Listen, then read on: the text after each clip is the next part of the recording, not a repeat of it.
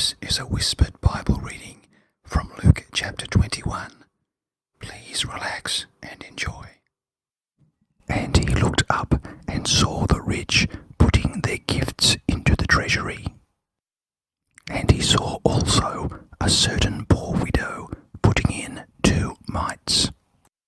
So he said, Truly I say to you, that this poor widow has put in more than all. For all these, out of their abundance, have put in offerings for God. But she, out of her poverty, put in all the livelihood that she had.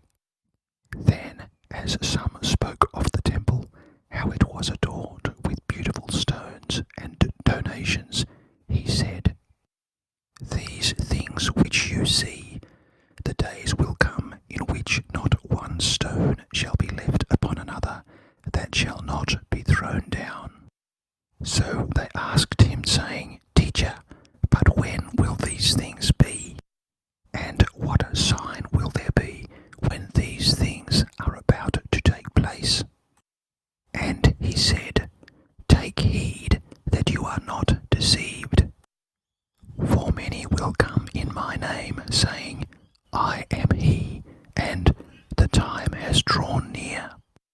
Therefore do not go after them. But when you hear of wars and commotions, do not be terrified, for these things must come to pass first, but the end will not come immediately. Then he said to them, Nation will rise against nation, and kingdom against kingdom. And there will be great earthquakes in various places, and famines and pestilences, and there will be fearful sights and great signs from heaven. But before all these things, they will lay their hands on you and persecute you, delivering you up to the synagogues and prisons. You will be brought before kings and rulers for my name's sake. But it will turn out for you as an occasion for testimony. Therefore, settle it in your hearts not to meditate beforehand on what you will answer, for I will give you a mouth and wisdom which all your adversaries will not be able to contradict or resist. You will be betrayed even by parents and brothers, relatives and friends, and they will put some of you to death. And you will be hated by all for my name's sake. But not a hair of your head shall be lost. By your patience possess your souls. But when you see Jerusalem surrounded by armies, then know that its desolation is near. Then let those who are in Judea flee to the mountains. Let those who are in the midst of her depart, and let not those who are in the country enter her. For these are the days of vengeance, that all things which are written may be fulfilled. But woe to those who are pregnant, and to those who are nursing babies in those days. For there will be great distress in the land, and wrath upon this people. And they will fall by the edge of the sword, and be led away captive into all nations.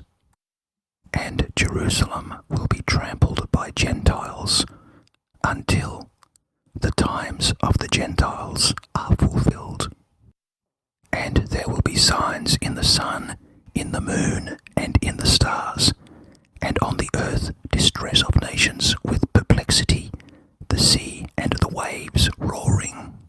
Men's hearts failing them for fear, and the expectation of those things which are coming on the earth, for the powers of the heavens will be shaken. Then they will see the Son of Man coming in a cloud with power and great glory. Now when these things begin to happen, look up and lift up your heads, because your redemption draws near.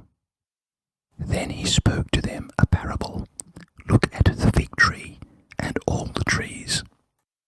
When they are already budding, you see and know for yourselves that summer is now near. So you also, when you see these things happening, know that the kingdom of God is near. Assuredly, I say to you, this generation will by no means pass away till all things take place. Heaven and earth will pass away, but my words will by no means pass away. But take heed to yourselves, lest your hearts be weighed down with carousing, drunkenness, and cares of this life, and that day come upon you unexpectedly. For it will come as a snare on all those who dwell on the face of the whole earth. Watch therefore and pray always, that you may be counted worthy to